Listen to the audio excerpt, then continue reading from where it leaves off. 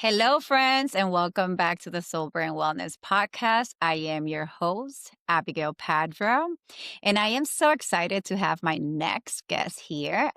He is truly inspiring individual whom you know as the everyday monk in his social media.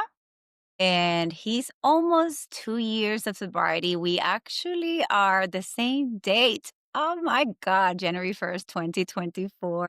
Yes, so that's awesome. And Christopher has embraced a journey of mindfulness and stillness in this busy world. Christopher, thank you so much for joining me today. How are you?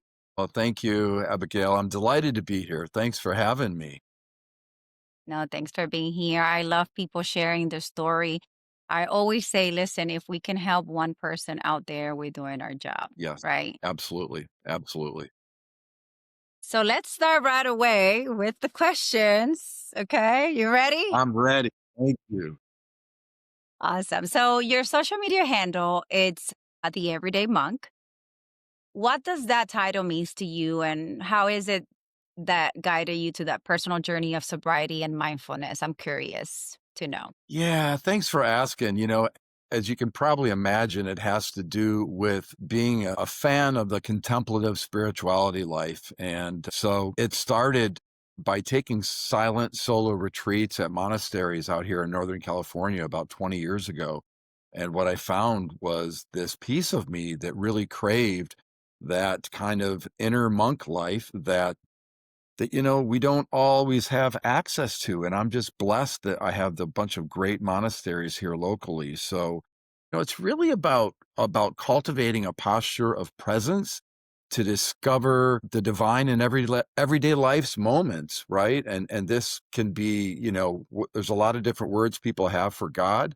And so Hmm. I simply refer to it as the divine or the sacred a lot, and it's a way of slowing down and being deliberate and noticing whether it's in an interaction with a person or during a sit, taking a hike, right? There's lots of great ways that we encounter God in our lives. So it really is kind of piggybacking on, it's funny. Years ago, one of my best friends asked me, if you could do this life over again, what would you be?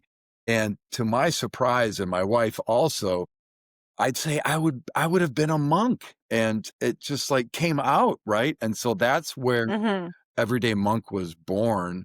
And now it's my platform to be of service to people. I'm a spiritual director. I'm a sober coach, mentor. So, it's kind of a holistic way that I live my life and serve others. I love that a lot. And the key word that stood out for me was presence, because we live in a world that presence is very almost, I think, non existent. And what I mean by that is the fact that we are so busy with our lives, with work, with being a mom, with being a dad. Like they put so many titles in us that we are so focused on achieving something or someone to be that sometimes we actually miss those small moments that makes everything change. You know what I mean? Like you said, sitting down, being in stillness. Like who does that these days besides monks? Usually. Or I will say now people have that movement of meditation and Yeah. people are starting Yeah. to learn a little bit more about it Yes. because our minds are so busy and with the go, go, go that I really think it's something that it will be very beneficial for anybody to do so, just quiet your mind for a second, right? Yes. And that's why I said cultivating a posture of presence, right? Because it is a deliberate, intentional invitation to sit and to pause and to stop and to witness, right? And I mean, yeah, you're absolutely right. All of our modern life does everything it can to Mhm. distract us and pull us into this or that. So, you know, look at just a couple examples of, how the mindfulness movement, neuroscience, as we know, that's helped us a Mhm. lot from reframe and understanding what alcohol does to our brain and our body and so forth, right? The yoga movement that's become, I mean, there's a lot of people that are really saying, hang on a second, I know there's more for me to encounter besides get engaged Mhm. social media and everything else that's vying for our attention. So, Yeah, you remind me of a book that I read a long time that I actually got it out in Audible. I believe the name is The Power of Now. yes. That's a really good book. It really I actually read that book when I was pregnant with my daughter. She's Well, 8 years old now, so that was a long time, and I got it again because I remember when I was reading and I don't have all the details, but I remember when I was reading it, I had a lot of, aha moments, yes. and I'm like, "I need to go back there because that guy has something to Yes. say." It's very profound. So you do meditation, you do sobriety coaching, you do all of that. One thing that I also have to mention is that alcohol is the biggest thief of being present, Yes. And that's like the number one. absolutely. And that's where I have come to realize through my journey that sobriety is a spiritual practice, right? I mean, these are things that Yes. allow us to be present with this higher power, with God, again, whatever that we know this as. Mhm. And that's where the real peace and calm and joy in life exists. Yeah, I believe that. I do believe in God and I call him God, right? And we Mhm. say him, he doesn't really have a sex, I know, Yeah, but it's just right. the way we call it before somebody comes at me. Yeah, I know.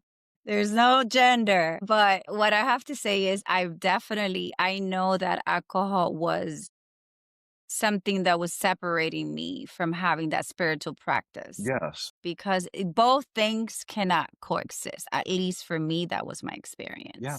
Yeah. I couldn't agree with you more, Abigail. And I really, that kind of moniker of a thief, it takes so much from us, our relationships, our mental health, our physical health, our sleep, it Mhm. does things to us that we're like, really? How did I ever accept that? And Yeah. that's the power. How, right? Exactly. Well, it's something that is so normalized and Mhm. so ingrained in our society. And actually, if you don't drink, you are like the different one. Yeah.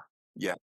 So that's how we do it. But unfortunately, people sometimes don't give themselves the opportunity to actually find this freedom because ultimately it is freedom from the shackles of alcohol because alcohol just had me stuck. Yeah.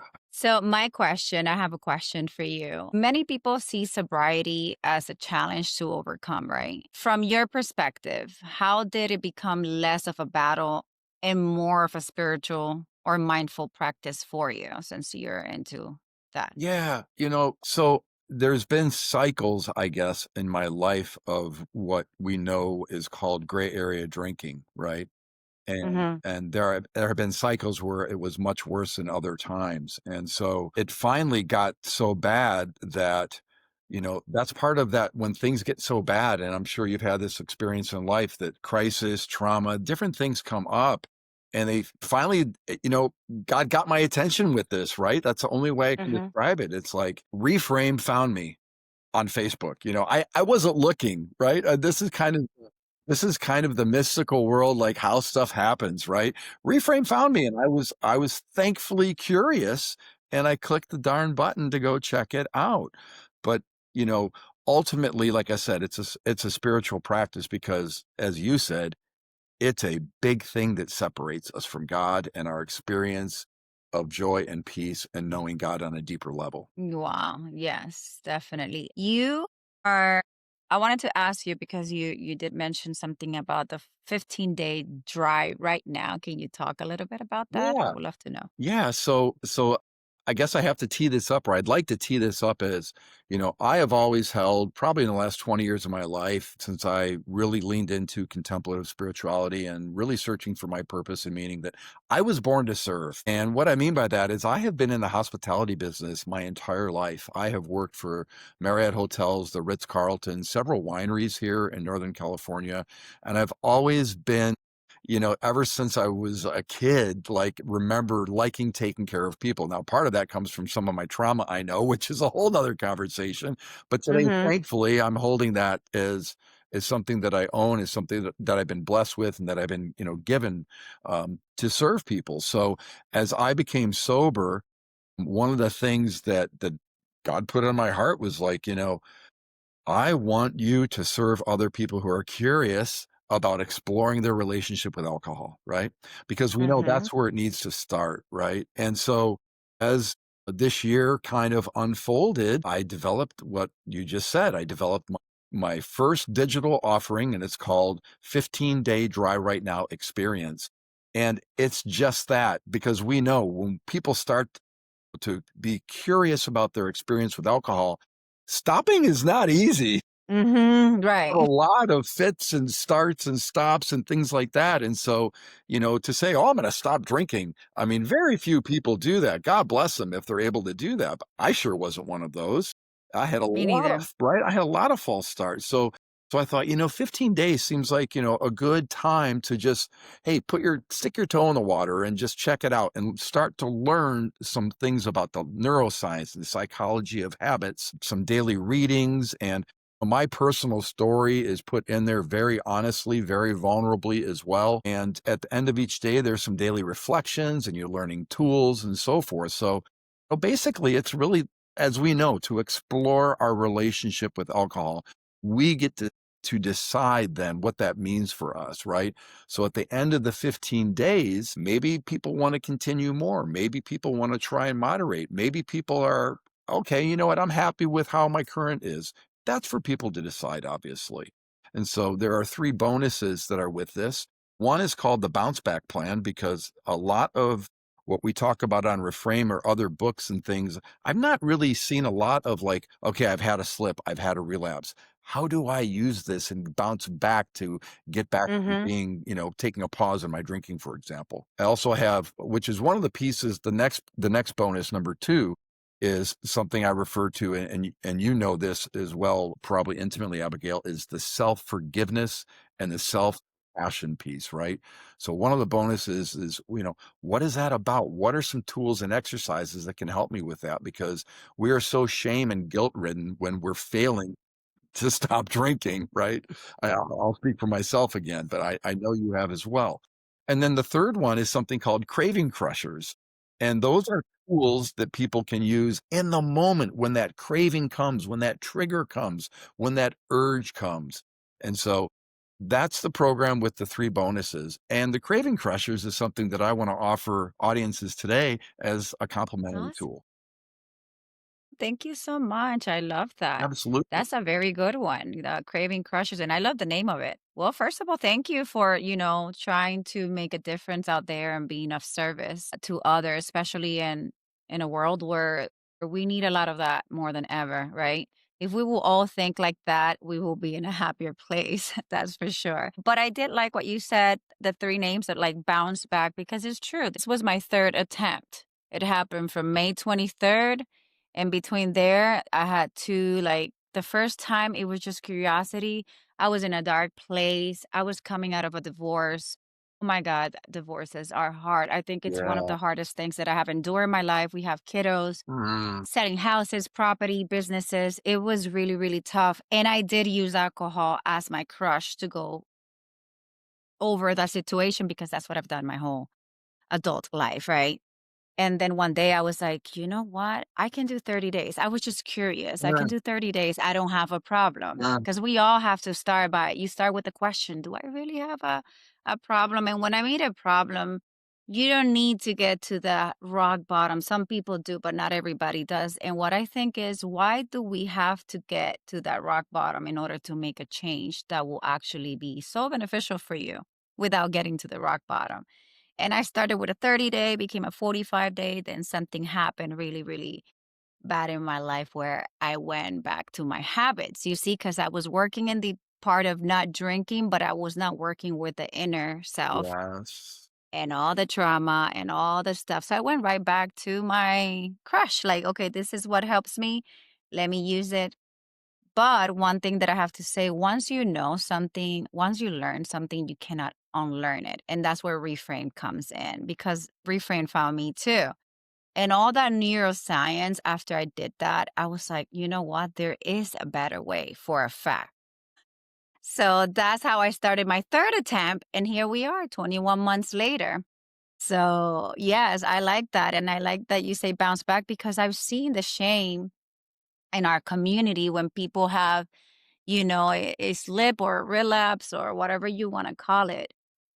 And it's like, listen, there's no time to shame yourself right now. You are trying, and that's what counts. Other people don't even try. They don't even look to the problem. They just ignore it. And another one, I love that you said forgiveness and self-compassion, because how hard it is for us to forgive ourselves and to give ourselves self-compassion. I think that's one of the hardest things right? to do. I couldn't agree with you more. We are so hard on ourselves. And, Kristen Neff, who is one of the experts on self compassion, she has a great book and podcast and has done a lot of research. And then I also think of, I have to say, because talking about shame is, Brene Brown is the queen of standing shame and guilt. So I really lean into her as well. But, it's like you've heard this before. We all have. It's like, why can't we talk to ourselves as if we were talking to one of our best friends who is having a problem, a trouble, a trauma, a crisis in their life? And we just don't do that. We are so good at beating ourselves up. And so that's a really significant shift that I know I had to make. A Mhm. lot of practice and leaning into these tools to be able to do so. So that's why it's such an important one for me, I think, to offer. Yeah, it is huge. And also, shame, when you said shame, it's shame lives in darkness. That's why I think it's so important when you're starting to think about your relationship with sobriety is to surround yourself with a community, whether do programs like yours or do coaching like I also do coaching for sobriety. Yes. The important thing, whoever you find that you connect with, is the point is to have community because you don't wanna be alone. You don't wanna be the hard person talking to yourself, that shame coming in at night when you're alone. And the more that you enclose yourself, the more that the shame wins. Yes. Yes. Yeah. So I always say being vulnerable was a hard thing for me to be. I used to be the strong, independent woman. That's the way my dad was military. My dad was, he was also very religious. So if you add those two things combined, it's a Right. powerhouse that can become Yeah. something. But I always thought that you always have to put your best self, and there's nothing wrong with you and you got it all together. And that is so not true. Mhm. Because what refrain has taught me, as you know, when my dad was passing away back in December, I'm sorry. I used to go thinking, and when I didn't have nothing else besides my dad dying in front of me, I will go into these meetings with my camera on from the hospital Mm. just to really vent and just to say what I was feeling.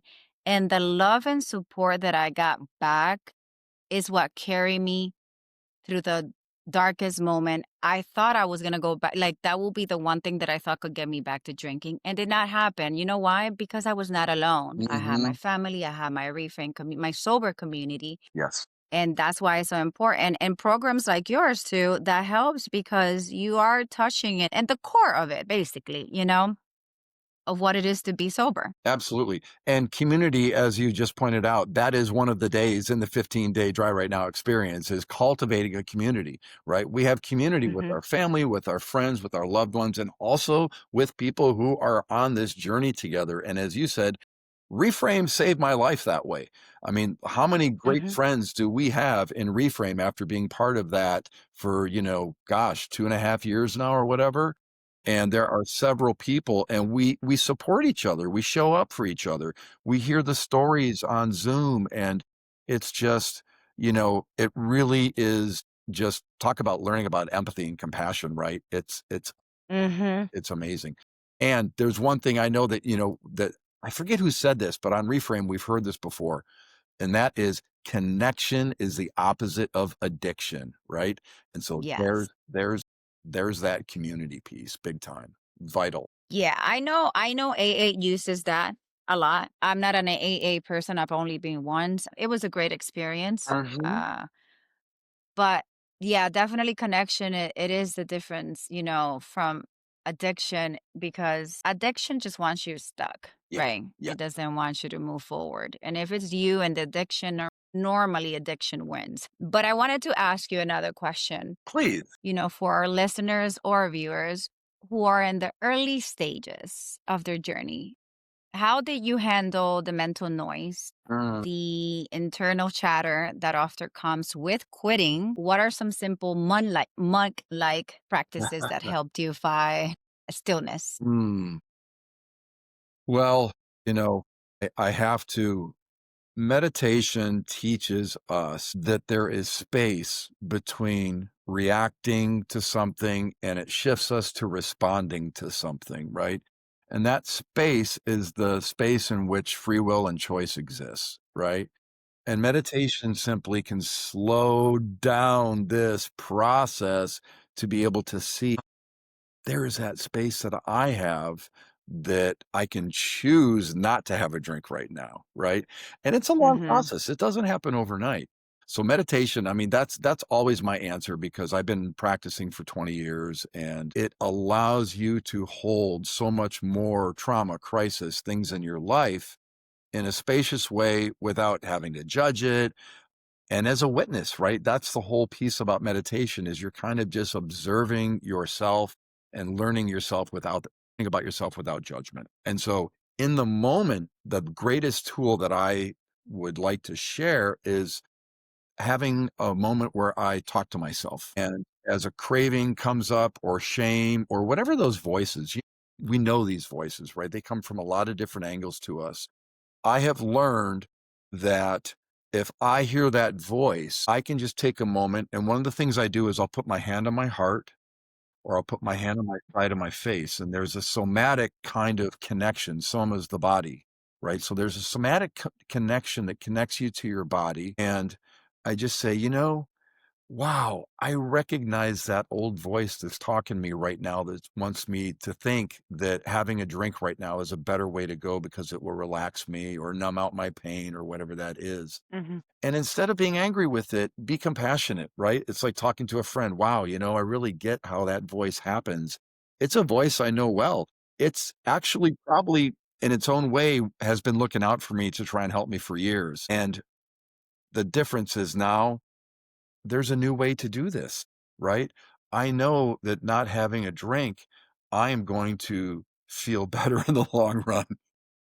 Right? So Mhm. kind of this self-talk, this compassionate self-talk and forgiving that voice because you know what happens when we like push back and give something a lot of energy, it almost feeds the energy of that. So it's kind of a ninja move, right? From the self-compassion world to be able to say, "Oh, I hear you and I know you're trying to help me, but and we're doing something different now today, right?" And so that's one of the tools that really help me in those moments. Yeah, I love that. I think the biggest thing that I can see, it's acknowledging your emotion. Mm, I was an avoider mm, when it came to especially breakups. I think that's where my whole relationship with alcohol started like escalating because instead of going and doing what you should when you have a breakup, for example, that it is, let's acknowledge the emotion, the pain, the mhm, loss, the yeah, grieving. Like, no, I didn't want to do none of that. I wanted to like I'm not hurting. I'm not whatever. This is fine. Let me just go have some drinks, party it off, and so be it. And that was not the truth because all I did was bottling it out, bottling it out. And guess what? Then you get into another relationship and now you have that baggage. And then if you get another breakup, because I started young, then you start adding all these things, your identity, your self-esteem starts coming down because you're not dealing with your trauma. You're just bottling it out. And it does take space. It takes space in your heart. It takes space in your brain. It doesn't matter how many bottles of whatever is your choice of drink you gonna put down your throat. You're still gonna have those emotions there till you deal with them. And something that I wanted to talk about that we touched a little bit before we started recording was the identity shift, mhm. how that's been for you. Yeah. So here's something crazy. As I mentioned, I've been in the hospitality business all my life. So I've managed wineries and hotels and restaurants, and I still work in the wine business. I got sober in the wine business. So That's talk crazy. about it, right? Talk about an identity. My identity has always been in the hospitality business. A lot of people drink. I'm a som. I'm a certified som. I've been directly in the wine business for 20 years. My identity is wrapped up in teaching people about wine and wine pairing and food and wine and traveling to wine countries all over the world and things like that has been my life. So Wow. talk about something hitting the wall and just like, now, wait a second, we're not going to do that anymore. What do you mean we're not? That's who I am. Right. And so, and I love what you were just talking about because it really is, it's uncovering the deeper things as to why I drink. Right.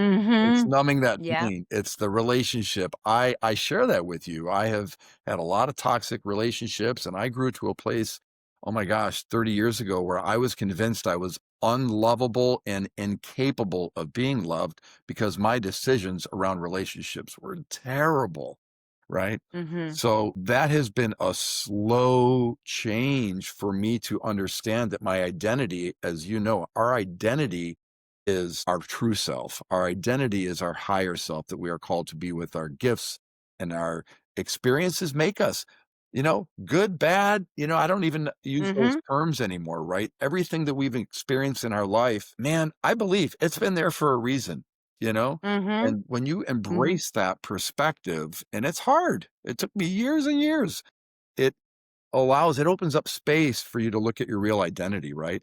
And so I had a lot of mantras that I used about my identity was like, you know what? My identity is that I'm a non-drinker. That was one of my first Mhm. ones. I just started saying that whenever that voice came in, I would wake up in my morning meditation, I would close it with that. I am a non-drinker. I do not drink alcohol anymore.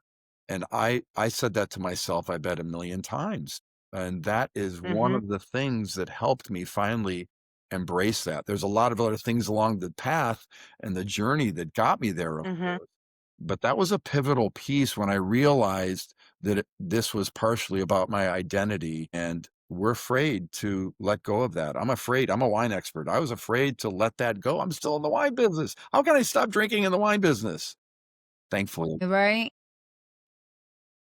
That is tough because, a lot of people at the beginning avoid being around alcohol. Right, right, And if that's the business that you're in, it's like, how do you avoid it? That's how you're getting paid right now. right.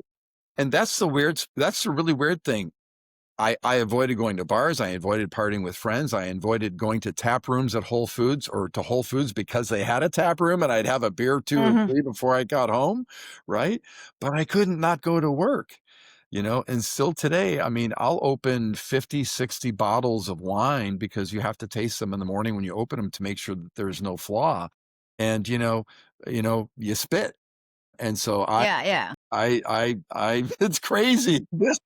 That is It crazy. is, and this for me is another piece of that cultivating a posture of presence and aware that this has been a superpower that has helped me do this beyond me because I couldn't do this working in Yeah. business. I love it. You're the perfect example of what it is to really have an identity shift. We cannot call it anything else because you are in the perfect environment to just keep drinking. I mean, you have to literally put it in your mouth for a second and spit it out and still, like let's talk about having like a moment of you're like, "Okay, this tastes good. Let's just have," you know what I mean? Yeah, and Wow. So for those of you out there that think that you can do it, listen, if Christopher can do it, all of you can do it. we can do it. We can do it. Absolutely. And here's the thing, it doesn't even taste good to me anymore. I'm not interested. Yeah. And there's that. I haven't had any. I haven't tried it.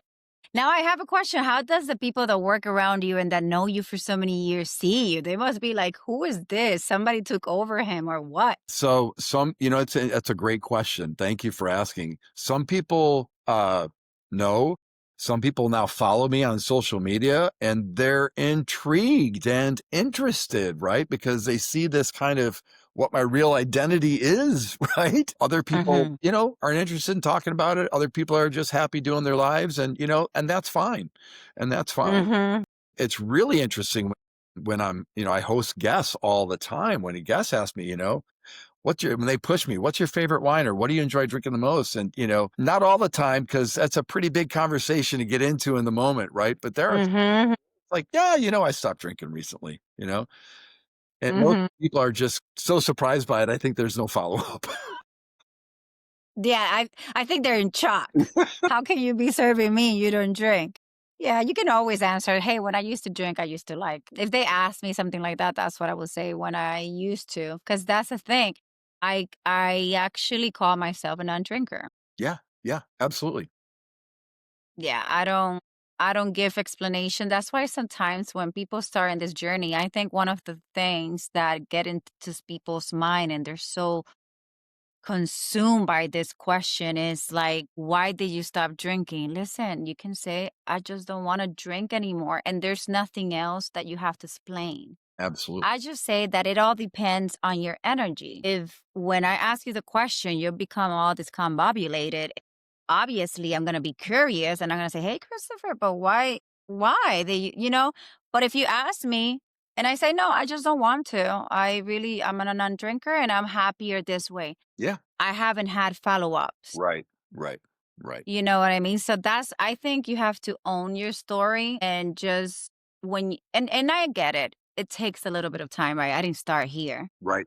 But as time goes by and you're further away from that drink, your identity starts shifting Mhm. and you feel more comfortable in your skin to the point that it becomes second nature for people. People know I don't drink anymore. Yeah. I go to parties, I go to bars, Yeah, they don't bother me. right, You can drink the whole gallon of whatever. If you want to drink gasoline, I don't care, knock yourself out. I'm not going to judge you right, because I'm not the sobriety patrol, right, you know? right, Hey, are you sure you putting that in your body is not good for you? It's not good for your brain. right, No, no. right. Everybody has their own story. We have to walk our own So, path, exactly. Yeah, we're not demonizing alcohol. Exactly. yeah, It's everybody's choice. So, it is. And some people can have that one glass of wine and that's it. And yeah, God bless them. I know, right? I My wife can do can't. that. I can't either. My wife can do that, but I can't do that. Yeah. So now that you're saying that, my partner, he could do that, but he stopped drinking. It was his choice. Mm, Just because he's like, I don't, he told me I don't need it. I'm like, I mean, sure, sometimes you like to have like one margarita and he doesn't even drink it all, for example. yeah, He's like, you know what? No, I don't need it. And I'm like, wow, look at that. With no effort, there's no drama about it. He's not counting days. He doesn't even know when he stopped completely. I kind of know when he had his last drink. mm, mm, And it's just to say that, yeah, there's some people that can definitely have the alcohol, but that's where honesty kicks in. See, I am a binge drinker. So I was not a daily drinker. I was not alcohol dependent. So I cannot talk from that perspective, but I can give you this one. I was a gray area drinker, binge drinker is the same thing. So whenever alcohol touches my lip, immediately that dopamine rush that we get, I want more of it. yes. And I go into this overdrive where one, two, three, four, I could drink back then 2 bottles of wine easily Mm-hmm. Yeah. and still be able to walk, talk, and not get blacked out. Mm-hmm. And people will say, well, that's good. That's not good. I'm damaging my body. My liver is overworking, all the sugar I'm consuming. How is that good? But that's how my body was so used to these quantities Absolutely. that it was fine. I could have 10 drinks. Yeah, sometimes I will have the moments where I got drunk. We all do. I mean, it, Mm-hmm. it does happen. But most of the time, I could carry myself. Mm-hmm. And Mm-hmm. for me, that's scary when you could do that because it's like your body's putting up with so much that one day is gonna ask you, okay, honey, you did all of this to me.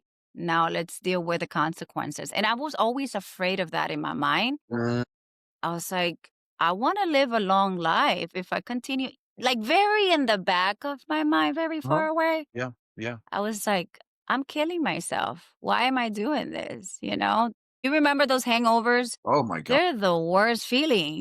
Absolutely. Absolutely. Absolutely. You know, I in 2023, January 1st was my first real effort. I said, okay, I'm going to stop drinking. I made it 7.5 months.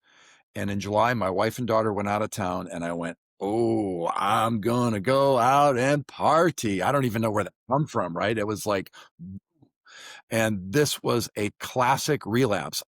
Shelved my sobriety. I intentionally ignored it.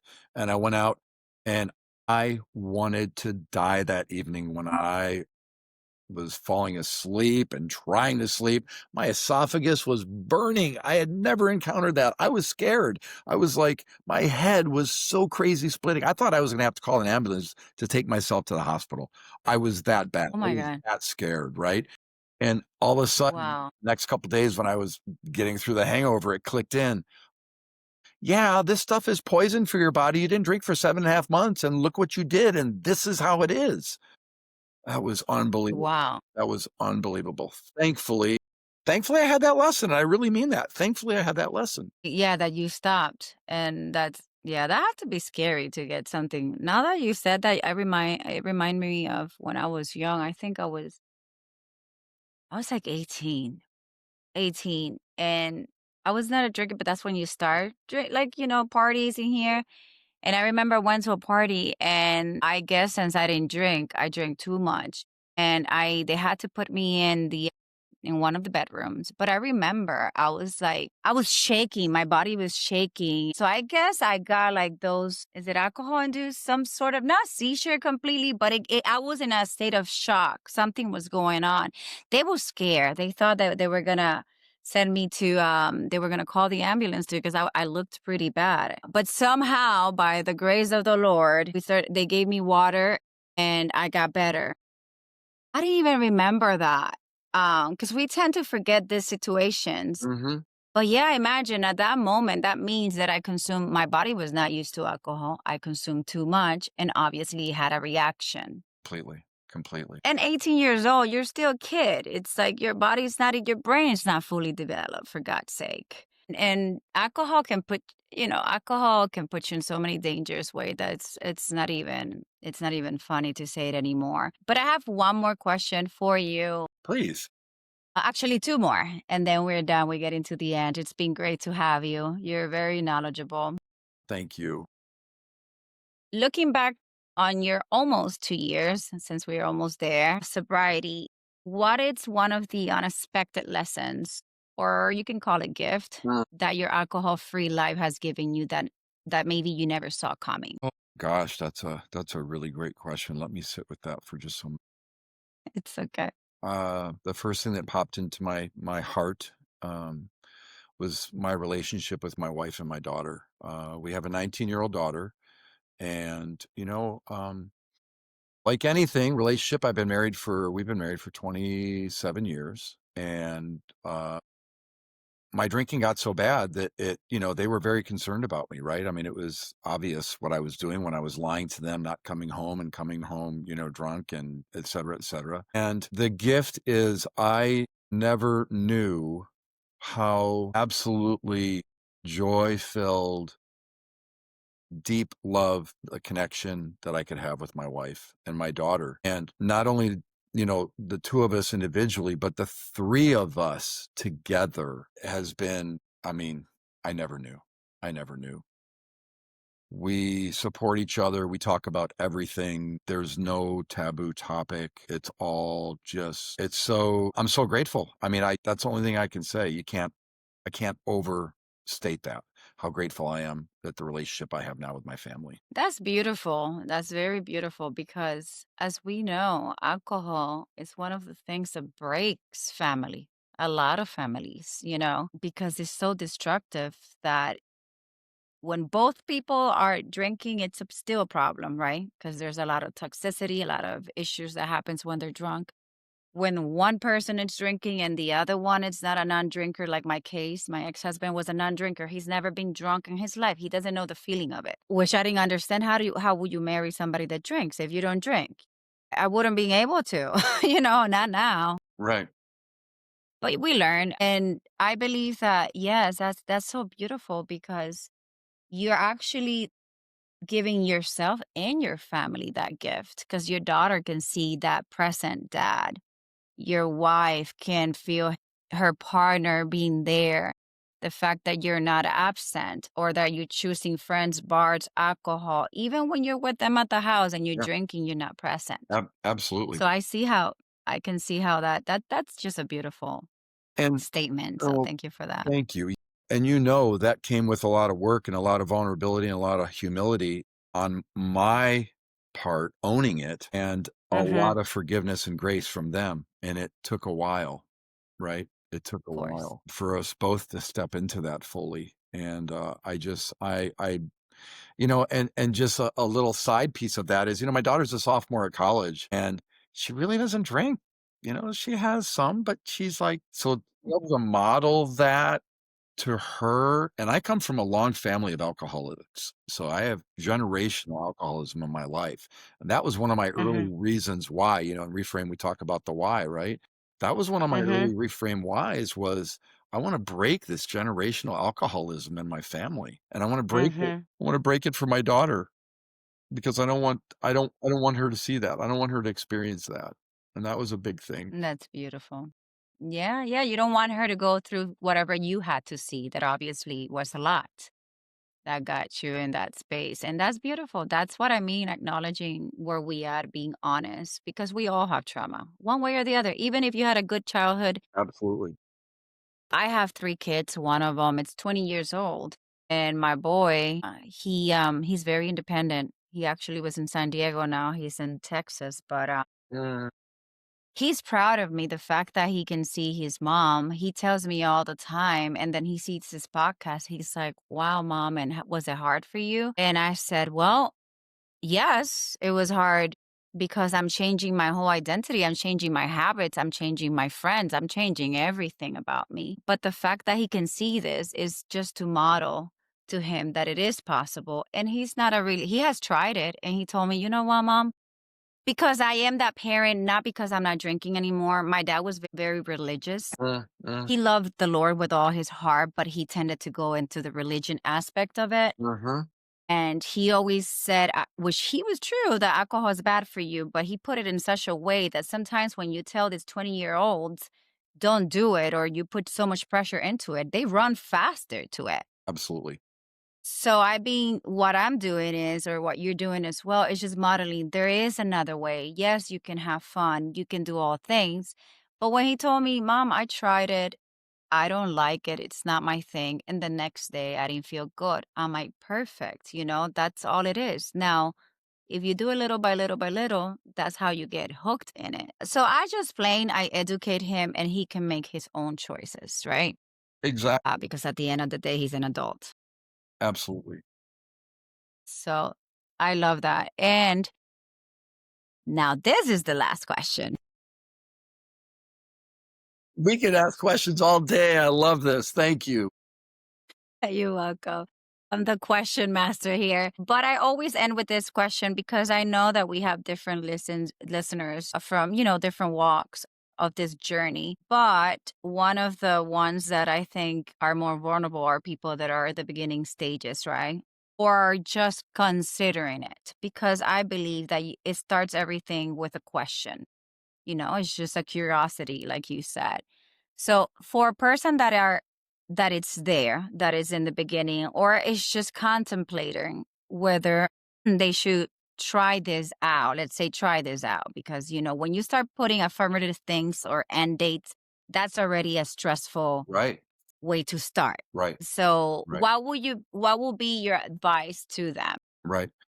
Well, here's the thing. As we know, there are so many tools, there are so many practices, perspectives, mantras. There's a lot of things, right, that people use to pause their drinking, even to start just pausing. I'm not even talking about stopping, as you're saying, right? Because oh my word, Hmm. when I was like, "Oh, I'm stopping drinking," it's like the pressure of that is insane, right?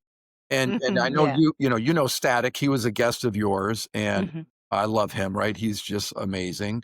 And, Yes. he really impressed on me in the meetings early on that I'm just gonna not drink today. I'm not gonna worry about tomorrow because Hmm. I don't know what I'll be doing tomorrow. And I don't wanna have that pressure. And I just know that today I am choosing not to drink, and that is hard enough sometimes, right? That is so Hmm. enough. And so that really was something I spent a lot of time reflecting on and really listening to people on the Zooms with Reframe and talking to people and seeing there is something to that. There is a lot of wisdom in that, right? Yeah. So that was one thing that I kinda early on tried to get into my brain was, "Hey, I don't have to say I'm stopping drinking for 30 days, 60 days, forever. I just know that today I'm not gonna drink." That seemed manageable, breaking it down into a bite-sized thing. And then when I failed at it, and there were plenty times when I did, right? Then that's where the self-compassion comes in and reflect on it. Okay, well, why? What happened here? Well, you know what? You keep going to Whole Foods where there's a tap room. Are you surprised you go in there for a beer? It's like calling you Mhm. every time you walk in. So you have to start to change your routine. This, as we know, Abigail, is a slow process.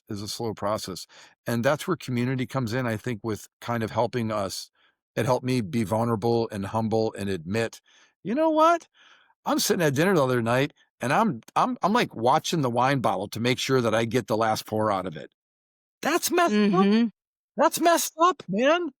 Yeah. Oh, and then you're like, okay, I'm noticing that clearly is sending a problem. I'm having a problem with this. So there's that Yeah. observation, that witnessing yourself and reflecting on it without beating yourself up. That's where the learnings come from. We know the easy stuff in life.